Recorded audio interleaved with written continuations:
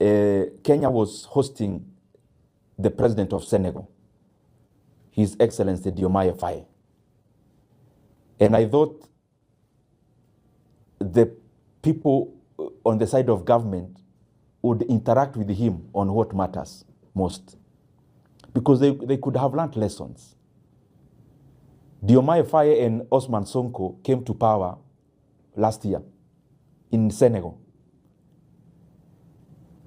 Unfortunately, when they arrived in terms of the reins of power, they realized that the government of Senegal had secretly borrowed over 13 billion US dollars of the Book of Senegal. And currently, as we talk, Senegal is in a crisis that is precipitated by that illegal secret borrowing. Kenya ought to learn from Senegal that we cannot continue, and I've been speaking about this matter. It is more important than most of the things we are talking about in the public domain, because the effects are now, but they'll be more catastrophic later.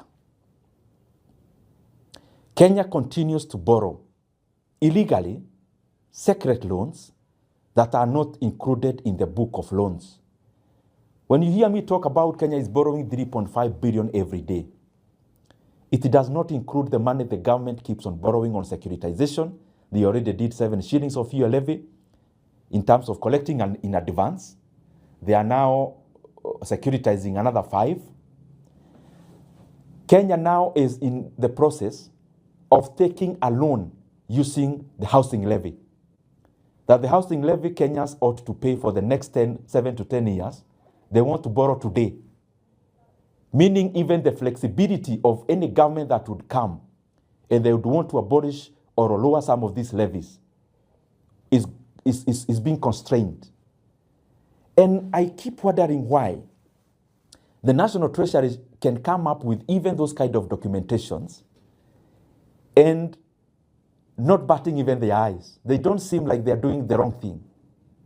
Maybe they need to learn from countries like Senegal that you cannot continue playing PR on economic figures, because when there is a deceleration in the economy, it doesn't matter how you communicate or the PR you engage in to communicate around that. Figures will continue to manifest. And unfortunately, that is why in Kenya, when you interact with Kenyans, they say there's no money, because some of the decisions we are making also compound to the situation we are in as a country, economically speaking. So Kenya must maintain one book of debts. And I'm calling upon all our lenders, IMF, the World Bank. They have competent people in their offices. They cannot continue to fold their hands when they see things that are happening where their voice is needed.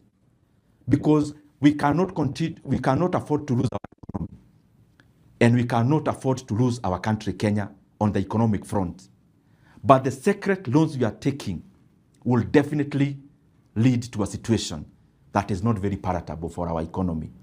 And I'm requesting those who are involved, please stop securitization. Stop taking boards that are off the book, like the Talanta board.